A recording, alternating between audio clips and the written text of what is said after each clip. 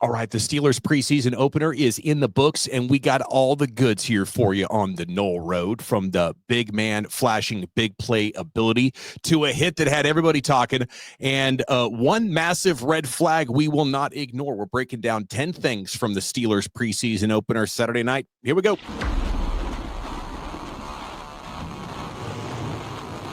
Van to the corner of the end zone. Oh, for a touchdown!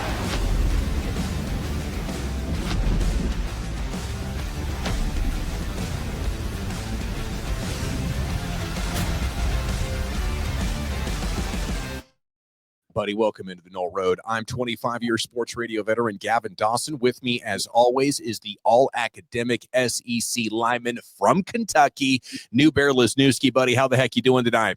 You know, shout out Brandon Wayman at Get Out the Wayman.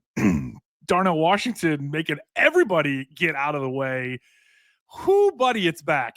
Yeah, we're going to talk about that here in just a second. The Noll Road brought to you by Betonline.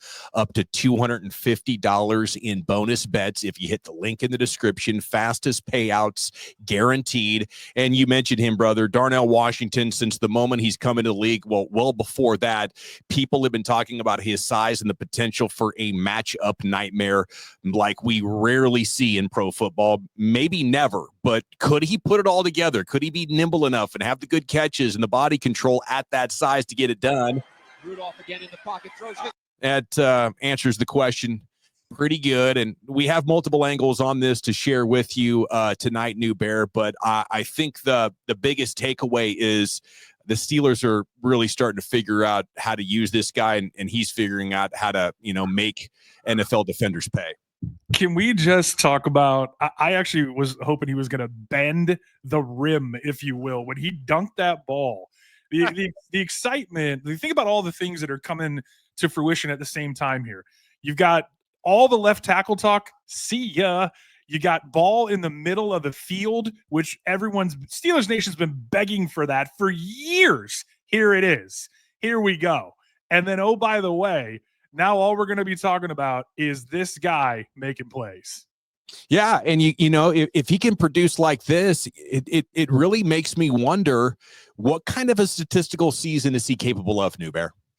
Yeah, in this crowded room, the counting stats are not going to tell the story probably ever, but the impact like this, red zone extended, when you get across midfield and you want to take that first big shot, or even before you approach that, where most defensive coordinators are expecting that big ball over the top. Now you can have him in motion looking like he's coming to wham one of your guys inside and do more than just leak him out in the flat as a safety valve.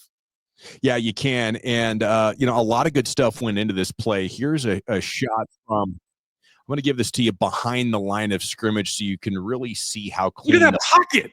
Yeah.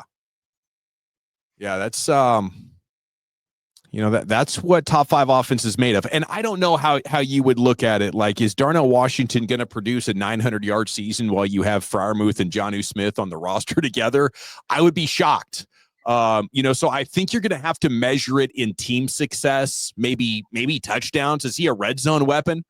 Could he rival DK Metcalf, who's a really good red zone wide receiver? That's what I'd be looking to do, because in the red zone where space condenses, you have to have something to give you an advantage. I would rather have that advantage be a dominant running game with an offensive line. But if we got to pass it, do I have a tall guy? Do I have a big guy?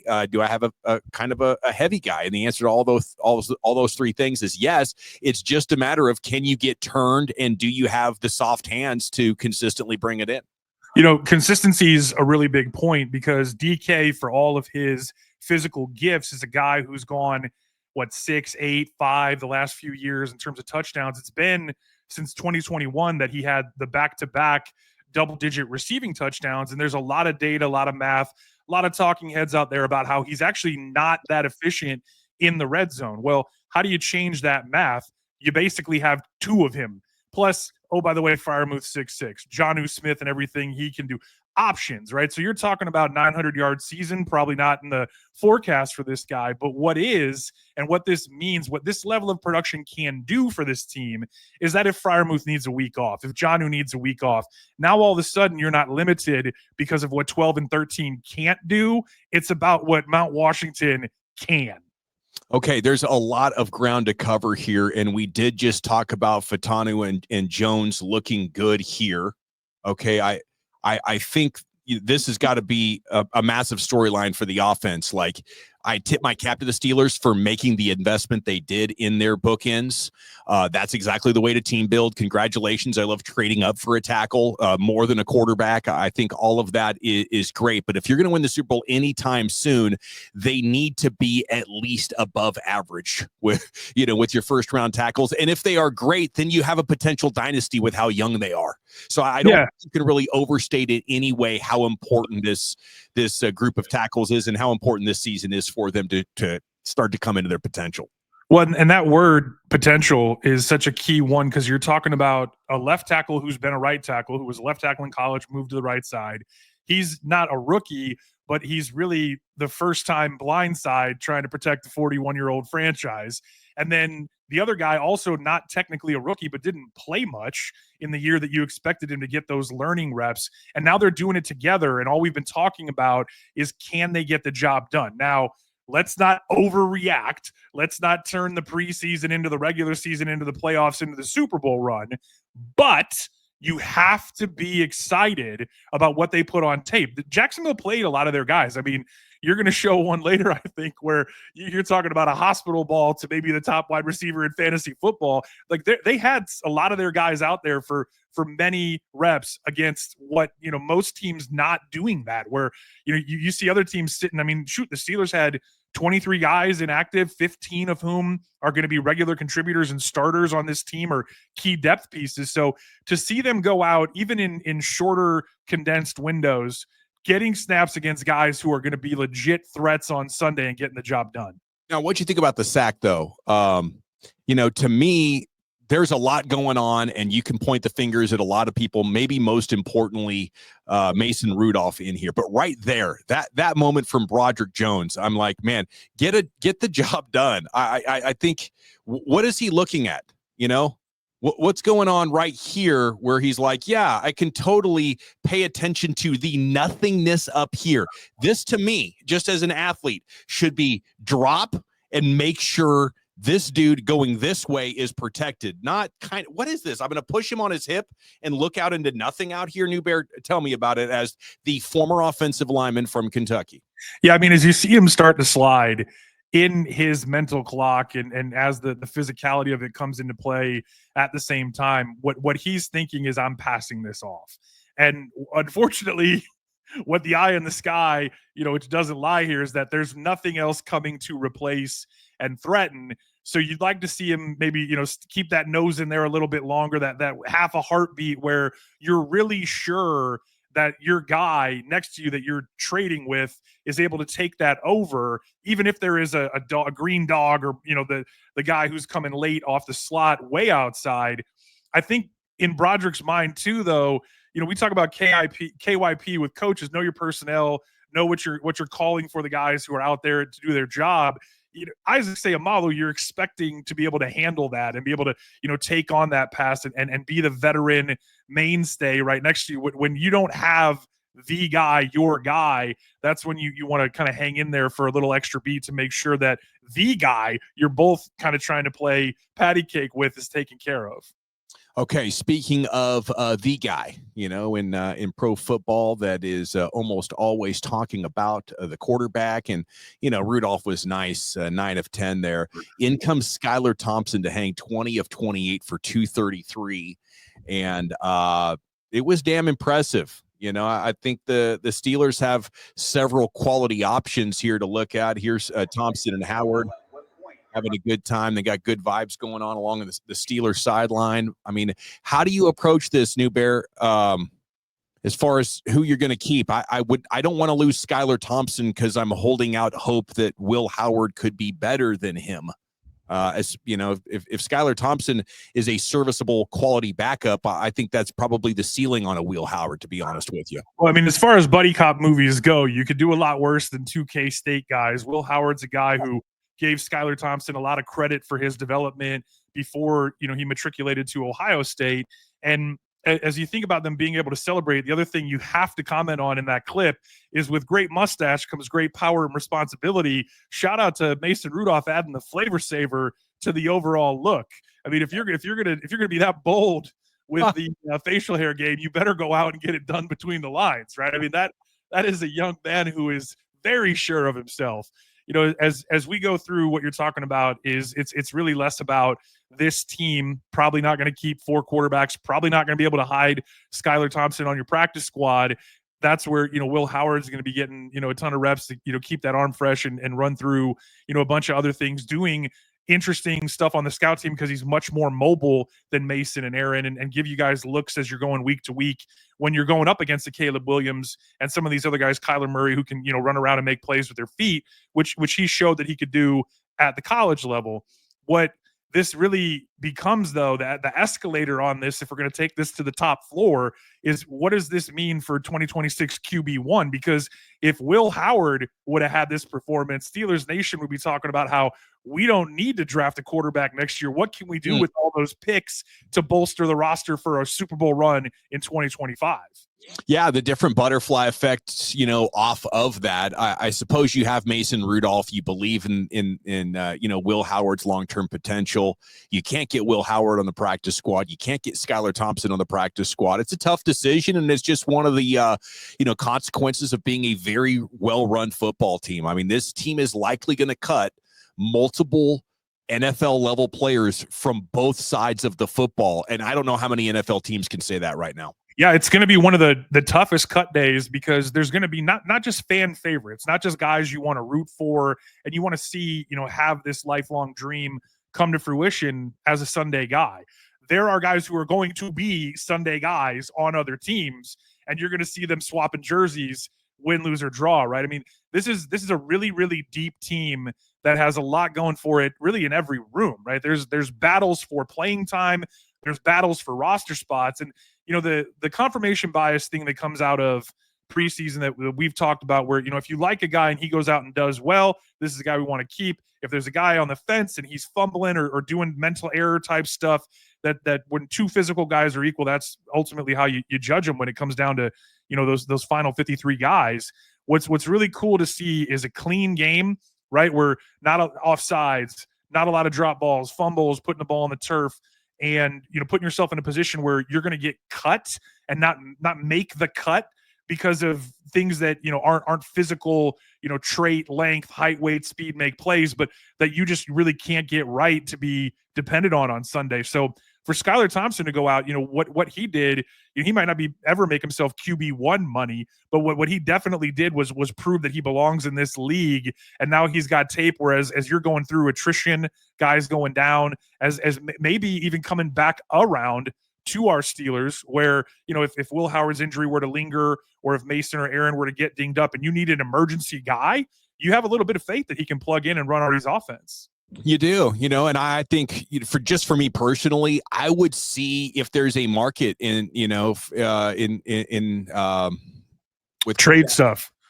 You know, who wants Will Howard? Who wants Skylar Thompson? You know, could we fill a need on the team? Is there, you know, a veteran out there that fits us a little bit better? Because you don't want to just let those assets walk without getting any value for them. That's the name of the game. And I know a lot of teams are going to be thinking about that. I wanted to get your thoughts on this, New Bear, because I just don't understand this. We go to the fan there, Mason Rudolph. This is Andrew Filipponi. He's talking about the Mason Rudolph could be the next Geno Smith, and we won't get to see him because of Aaron Rodgers. I don't love that. I believe in Mason. Like, what are we doing here?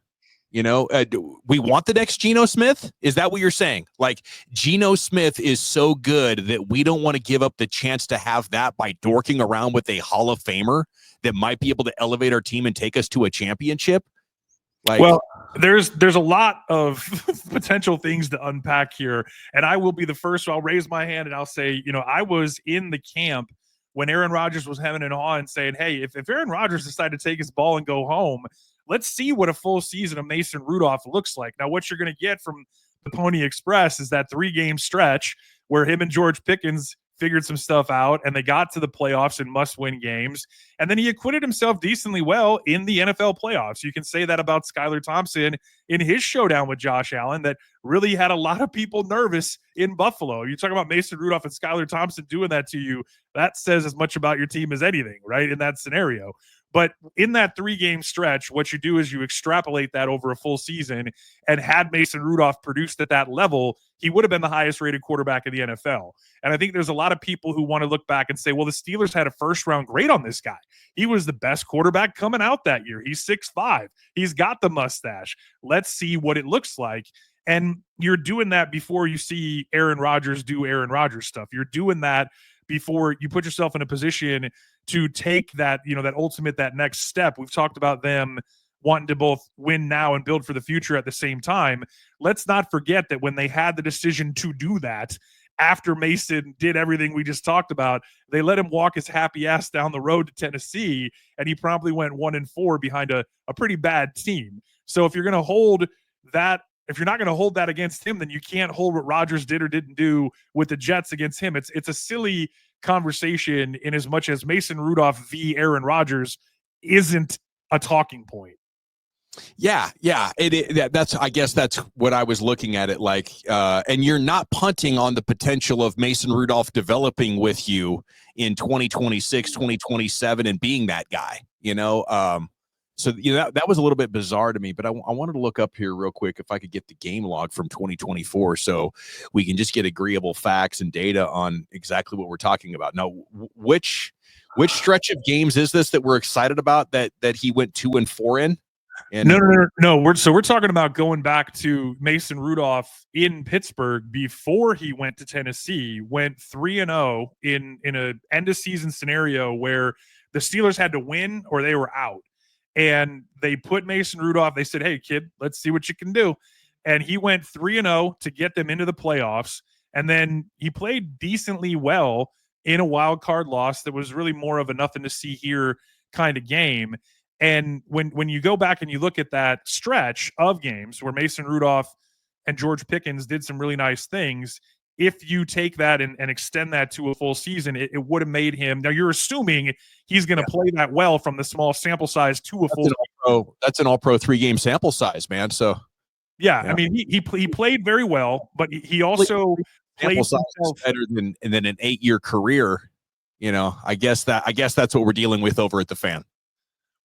Well, that would be my take. You're in Dallas, and you know better than anyone that when you go global with the engagement farming, you do whatever it takes. And I do think there is something interesting to the story of what could Mason Rudolph be with a good team, with real weapons, unleashed, if you will.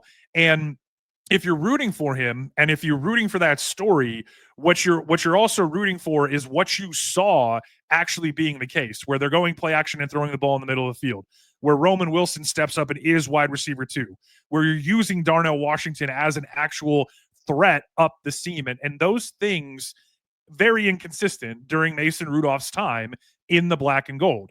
So it's not apples to oranges, but it also ain't Fuji to Gala apples. You change one thing, you change everything. And I am definitely here for a conversation that there are a lot of quarterbacks in the NFL that could thrive in the right situation, and can have a set or a series of good games. You mentioned Dallas. Cooper Rush has had to play extended stretches of football, and his EPA per attempt and his air yards are usually dead last of the NFL, but he figures out a way to win, right? So I could extrapolate that out to say Cooper Rush is better than Dak Prescott, but it's an utterly ridiculous thing to say, Yeah, well, what's interesting about the Mason Rudolph conversation is there's enough good stuff to look at him and say unequivocally best backup quarterback in the league. So if there's 32 teams and he's QB 33, then where does that conversation turn where you start putting him ahead of guys who are from, 32 to 25? You talk about guys in good situations who can win a Super Bowl, on great teams. I mean, let's not forget the quarterback, the Super Bowl MVP, Jalen Hurts, is basically doing that at the highest level that you can do it at. And when you talk about those top 4, 5, 6 guys that everybody really like a Mount Rushmore. It's really the 4 guys. And then there's the 5th and 6th if you bring Stafford and Herbert and you kind of make that excuse for how poorly he played in the playoff game. And then from like 7 to 17, it's flip a coin. So, into the late teens and early 20s, what you're saying is could Mason Rudolph be that good? Could he be the reason that you win as opposed to having to almost win in spite of his limitations? Yeah, it is interesting when you look at who are the top backup quarterbacks in the NFL. Mason Rudolph is on that Mount Rushmore, I think. What do you think, him or Kirk Cousins, if Penix is going to start in Atlanta? Yeah, the thing with Cousins, it's so tough is, you go back and you think about how badly that season ended for him with all the picks and him just really looking like a shell of his former self. And he wasn't that athletic to begin with. So then you talk about him being in the pistol to try to mitigate him having to truly drop back and all the different things that he was asked to do, new system, new players, all that stuff. Well, right on, brother. I appreciate the education on that topic, and I'm glad we hashed that out. Up next here on the Noll Road, let's go to Caleb Johnson. Highlight moment. Hang it in the Louvre. I thought, man, it was a fun moment. It was a cool moment. Travis Hunter probably never going to be known for his tackling. I don't know why he's coming downhill trying to take down a running back in any situation. I would definitely be looking, to make him a pure cover corner and then an offensive player more than that. I just think he is too small. Like when I saw it, I was like, of course Caleb Johnson's going to stiff arm Travis Hunter, but it's fun. Let's go. Let's meme it. But yeah, it was a night for Caleb Johnson that I think has us feeling like maybe we were wrong, anticipating a great rookie year for this guy. I don't know what to think of Caleb Johnson right now. What's buzzing around in your head about the Steelers rookie running back? Yeah, this is the definition of overreaction season. That you take any one thing and you extrapolate that. I mean, let's try to break the record for using extrapolate in a single podcast, right? So what I am the most not inspired by it. I didn't know which one was going to pop up first. So what I'm the most encouraged by is that he has a drop and then he makes catches. So one drop didn't become 2, a bad play didn't beat you twice. And he missed maybe getting out in the flat as a check down, but I would take that from a young guy who's been badgered about struggling in pass pro, making sure the quarterback's protected. You would rather have that than the other way around. We saw what happened to Anthony Richardson in Indianapolis, where a running back who maybe should have chop blocked a blitzer off the corner into oblivion just buzzes right into the flat, and Anthony Richardson's in the medical tent. So you can coach that stuff up and you can kind of get the mental clock going saying, hey, 1-1000, 2 Mississippi, get out into your route. And be that safety valve, right here is the play I'm talking about. And I want to choose to be encouraged by him, this right here not being a thing that ended his night, and seeing him respond and step up and step in, because you're gonna make mistakes, you're gonna miss a hole, you're gonna get tackled for a loss, and then you got to get back out there and play out the 60 minutes. And when your number gets called the next time, you've just got to show up and be the guy. And what I'm seeing here is a guy who's just not comfortable. He's thinking a lot. It slows you down. It makes you freeze when you should react.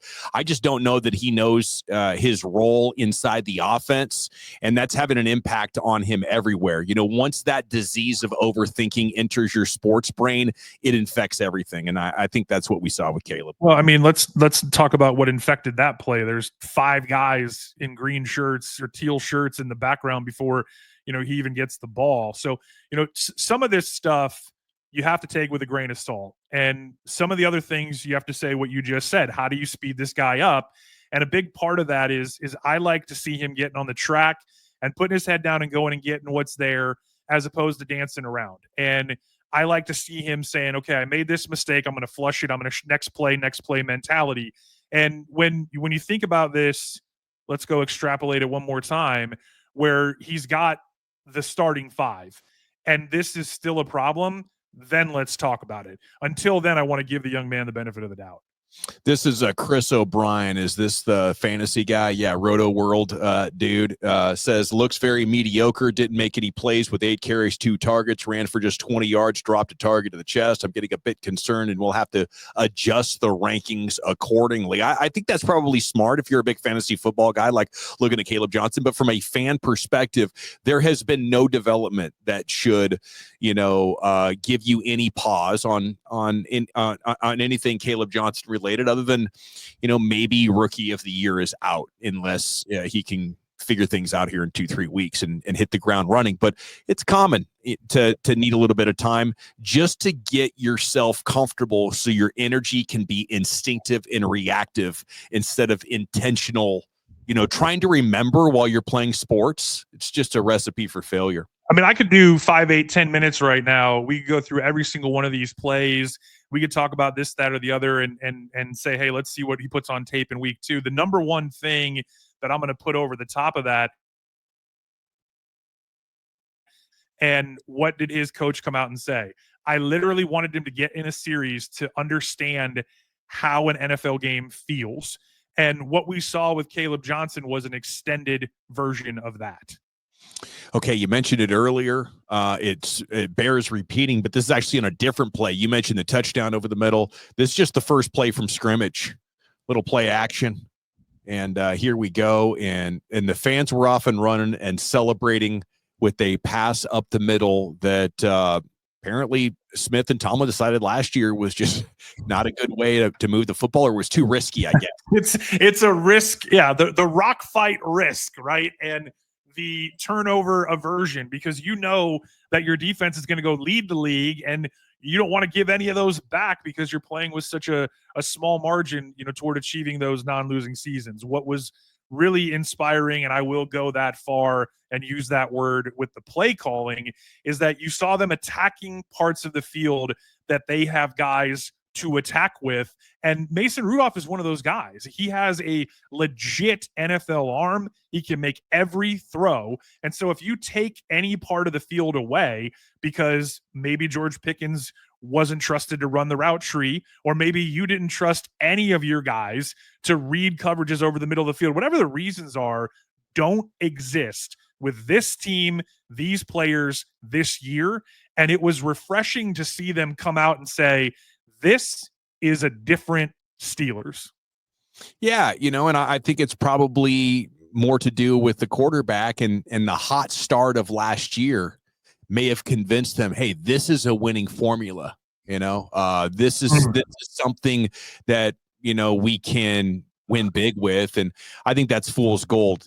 If you're not able to force more turnovers than you give up, that's part of it. But chunk plays in the passing game are becoming almost as big of a predictor of success than turnover margin. And if you don't have them, you're done.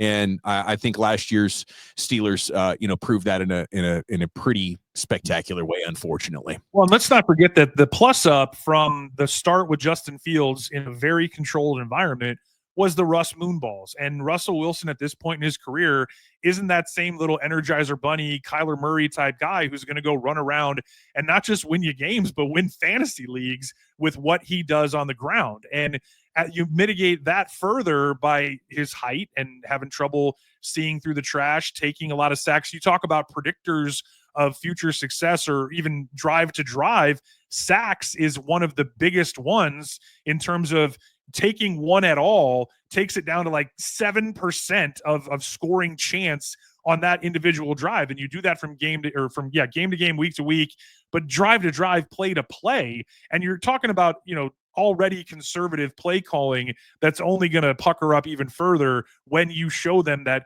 if the chances of success on this play are make a mistake, take a loss, change the field position in a negative way, how can we trust you? And when you're in a position to take a shot and you don't get it done, that's one thing.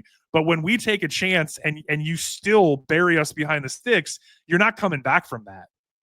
You are not. Okay, up next here on the Noll Road, let's talk about defensive back depth. Corner could be the deepest spot on this team. Yeah, prayers up. Slay looks like he's fine. Tomlin said it's just a rolled ankle. There was a big trending moment where he went down and didn't get up for a minute today. So this still holds true. I was talking with Halleck earlier. I said, man, how many of these corners are going to make this team? And he said if Trice healthy, he's close to a lock. Beanie only plays in the slot. Kent too. Pierre's a liability defensively, but he can play outside. Felt like 2 of these 5 will make it. Bishop, Kent, Trice, Jameson, and Pierre, with 4 guys pretty much locked in coming off of the big preseason game from Eccles. That was nice. Yeah, and it was really nice to see Eccles because the last time I saw him in Pittsburgh, he was getting dunked on by Pickens. And that's the thing about Beanie, Bishop, and Eccles is that they're both 5'8".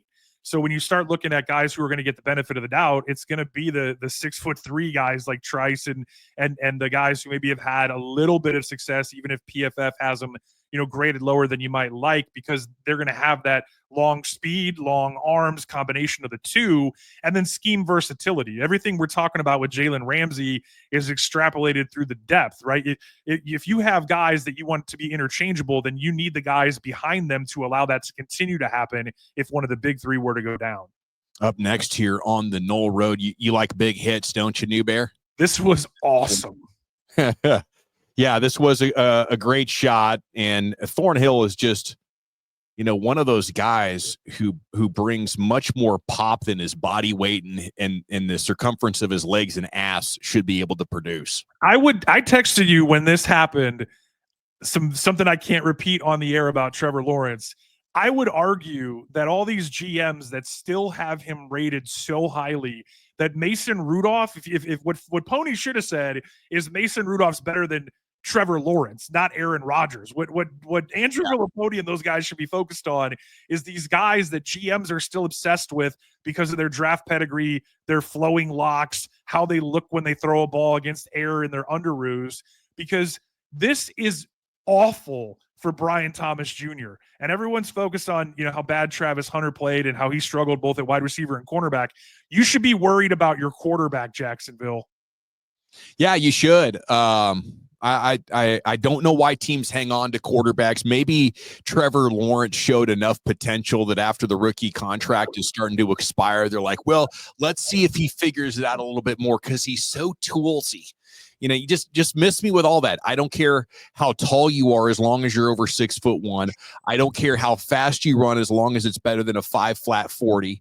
I don't care how far you throw it as long as it's at least 45 yards. All of that stuff is so inconsequential compared to your ability to process, spatial awareness, throw with anticipation. Like, it's all point guard in basketball skills. It's not track and field stuff, especially at quarterback. Even wide receivers and ends can't win with just track and field stuff. It's much more about reading your opponent, detecting with your eyes which way they're leaning, figuring out where the hole is about to open up that nobody else sees, but you have a sixth sense and instinct to it. And you do stuff that nobody else in the stadium sees. That's why you're the professional quarterback.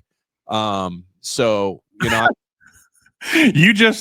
always, whenever you get on a run like that, I always think about you talking about your soccer background, spatial awareness, the best of the best, and where you see that speed really play as fast as at times. And one of your great lines is that this is why we don't have the track and field Olympians in helmets and shoulder pads. They don't translate, right? 4-1-40. Get that guy the football. Psych. He sucks. What's really great about this conversation for me, though, and for Jacksonville fans to have hope, is that you just talked about basketball skills. Let's talk about a basketball school. My undergrad alma mater, Kentucky. Yes. Liam Cohen is a hell of an offensive mind. And yes, if Trevor Lawrence can stop throwing hospital balls to Brian Thomas and company, there's going to be some dudes running wide open in Jacksonville. Right. And Lawrence is probably good enough to win the Super Bowl if you gave him everything. Give him the Eagles team. I think Trevor Lawrence could go win a Super Bowl with the Eagles. Yeah, and let's not forget, for the young man, before I'm too hard on him, he's still young man, right? I'm not a Trevor Lawrence stan, but he does have otherworldly traits and skills and all the measurable stuff that you want. He's also had some of the worst situations in football, going back to the Urban Meyer experience through the Doug Peterson stuff, right, where he just couldn't catch lightning in a bottle without Nick Foles and the Philly special. He is a special guy on paper, looks the part. Can Liam Cohen be the guy to get him to that next level? And I'm going to tell you right now, if we got vintage hit stick Ryan Clark in the middle, it might not matter who's throwing and catching.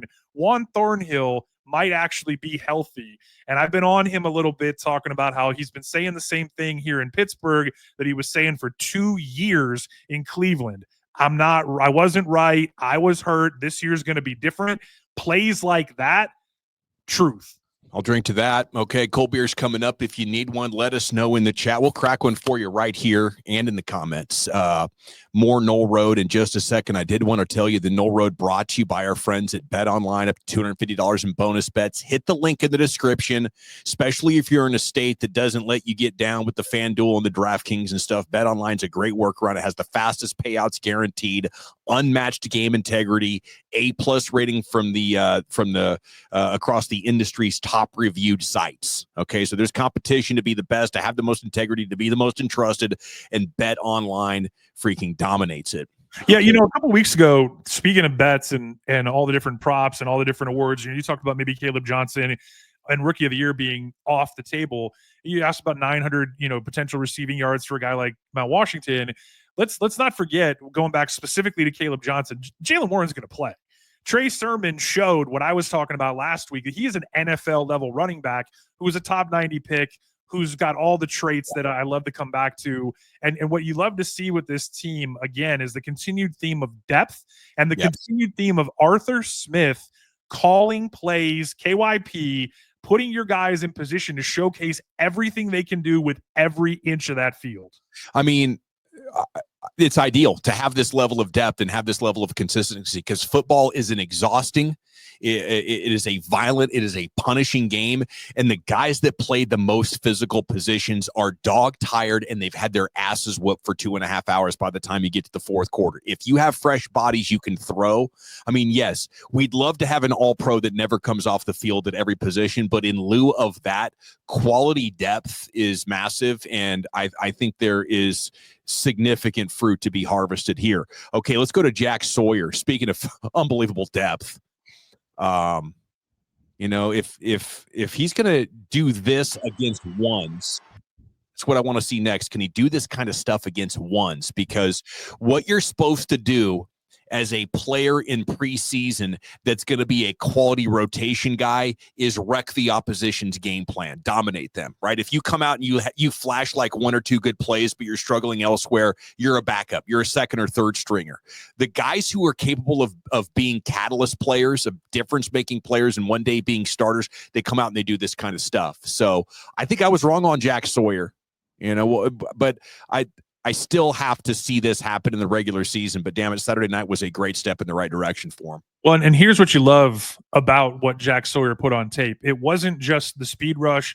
It wasn't just one move, and it wasn't just one play. To your point, even plays within plays where the grit and the effort, the attitude, the hustle that this dude plays with when you are a backup, which is what he's expected to be and is really all this team needs him to be. What you need to functionally be able to do is step in and give TJ Watt a breather, give Herbig a breather, give Highsmith a breather, but then at the same time show the developmental stuff where, hey, I can go add a move that, maybe I am not, that blazing, 4.39 like Micah Parsons freak in a lab type of edge, but what I do have is good enough because I am never going to quit. And you're going to have to drag me off this field play after play after play after play. And then he's going to level up as he goes through with TJ Watt and everyone else in that room. Please hit the subscribe if you're still with us. We're almost 40 minutes into this show. Our video plays are skyrocketing, but we don't have enough subs to be monetized on YouTube yet.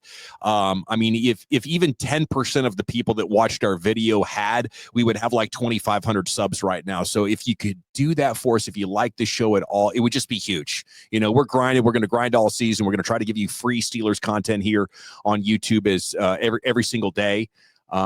So, yeah, it'd be cool if he could. I think if Jack Sawyer could bend, if he could dip and rip and had that quick first step, he would have been a top 10 pick. But you don't have to. Like, I don't think he'll ever be a double-digit sack guy, but he is going to be so disruptive, so strong, and he's got this motor that does not stop.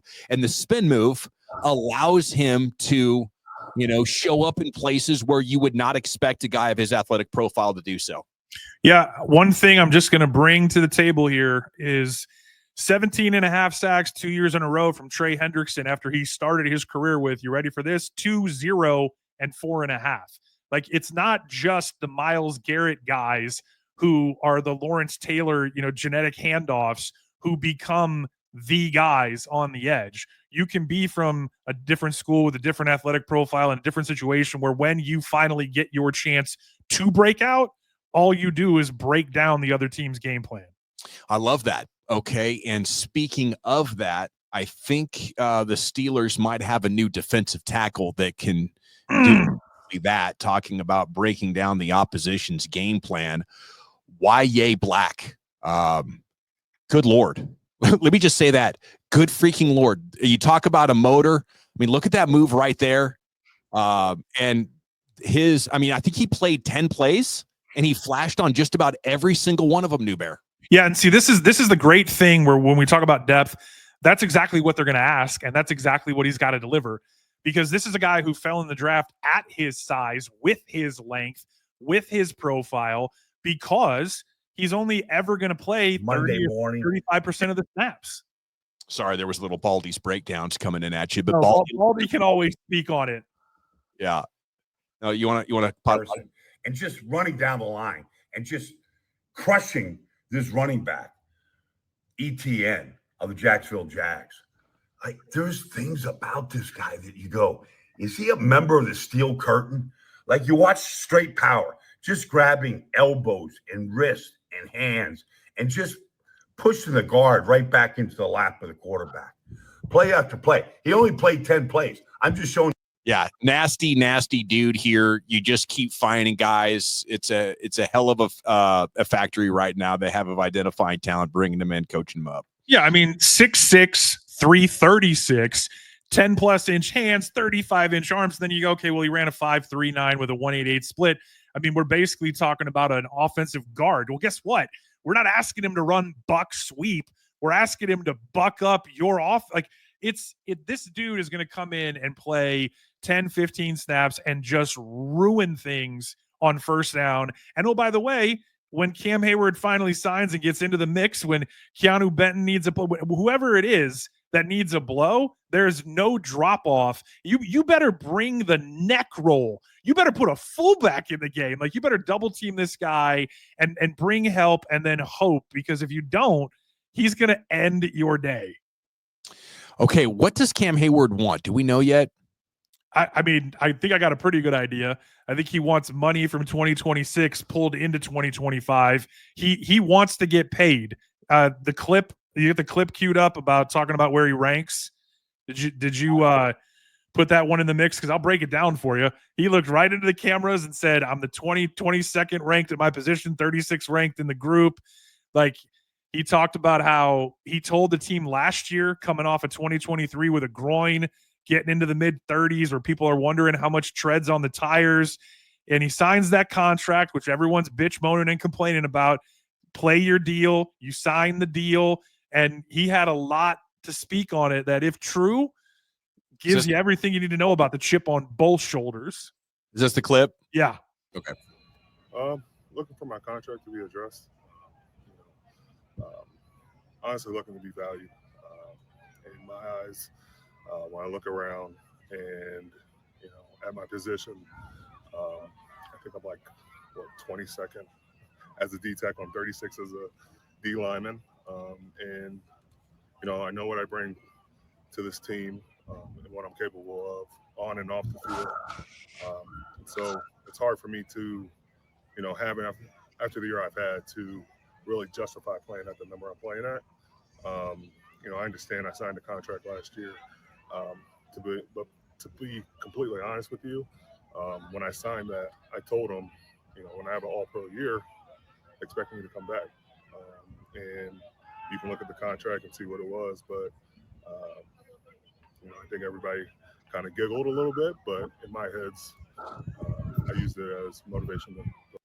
I mean, I love his confidence. I think the fact the Steelers giggled about it last year should inform them on this decision. I'm sorry, you're a freaking legend.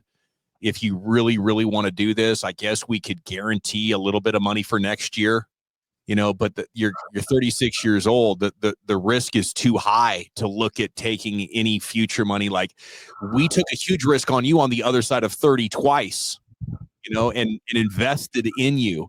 NFL contracts are built that all of the risk at signing goes on the team. They're given 2.5, 3 years of guaranteed money, more for injury guaranteed. So on the back end of those contracts, the team has to be able to eat, and I think it's hard to say this about Cam Hayward because he's such a respectable man, but I think it's just been normalized. So even a guy like Cam Hayward, who in an alternate dimension would not be able to look himself at the mirror because his signature is not worth the piece of paper that it's signed on. I think a lot of men in other industries are like, are you kidding me? You think I wouldn't live up to a contract? I signed that, right? You have a chance to negotiate everything at signing. If you don't want year 4 and 5, then take those away. You're taking value from the team and then concede something on the front end. We negotiated something, and now towards the end, when all the risk is on me instead of you, I want to renegotiate it. I don't care how much of a fan favorite player you are. I don't care what you've done for an organization. That to me, really is a deal breaker. So I would probably have to tell Cam Hayward and his agent, we're working on trading you. We feel really good about YA Black. We just can't set the precedent that we're in the business of doing this at all. And it sucks because of what he means for this organization. Coming back from the groin, age 35 season, All-Pro. He did exactly what he said he was going to do. And he's looking around, not just the league, but in his own D-line room. And he's seeing what they just did for TJ Watt on the wrong side of 30. He knows what they did once upon a time for Antonio Brown entering the age 30 conversation. And we all know how that ended. And he's just saying, I need to eat a little bit more. The silliest thing about this in its entirety is that they have the cap space and flexibility to bring money forward from 2026 to right now. And if everything that you're talking about could just be not lifted under the rug and swept because the man went on camera and said what he said, dirty laundry aired. But at the same time, the team could potentially say, not only are we pulling this forward, but then next year is a void, or anything future forward is going to have to come at a discount, or you will not be here. For everybody on Twitter talking about him taking Tom Brady discounts, let's not forget that Tom Brady was still dead money after he rode off into the sunset. So to your point about all the different things that happen that bring us to this place, we're in it. There are reasons on both sides. There's an argument to be had on both sides. There's also a way to get this done 5 minutes ago. Yeah, I don't think there's any argument to be had on both sides. We negotiated a contract, and now you think that with the season coming up, you can play your leverage like, well, I just won't play with you. You have all these plans, and you brought in Aaron Rodgers. So guess what? I'm going to rope pull that on you. I would say screw you.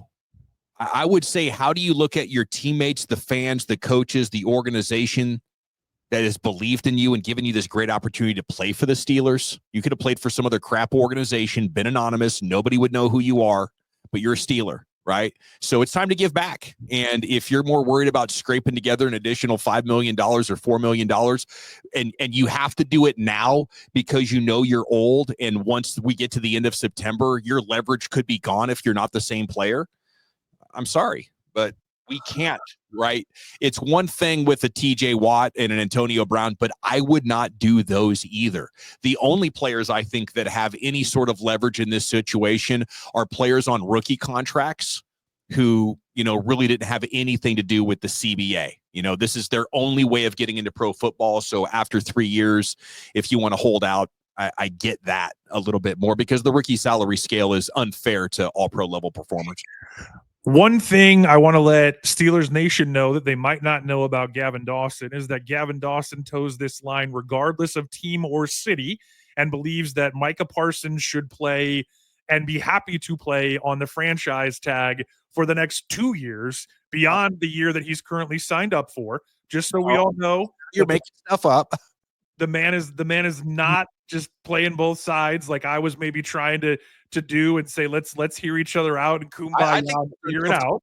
I think there's uncomfortable truths here that the fans don't want to hear about their players and the players don't want to hear about themselves, but it's been normalized over a multi-decade period of time, and NFL teams have caved to him. I think this is pretty egregious at 36. Well, so the reason, the semicolon other side of that sentence, right, is that where I can easily agree with you is that the man has done nothing in the playoffs. So everything that's said about TJ Watt is magnified with him even further because he's been around longer, he's older, etc. at all. His brother's on the team getting paid as the fourth tight end. There's a lot of family business involved in this in totality. We drafted your brother, bro.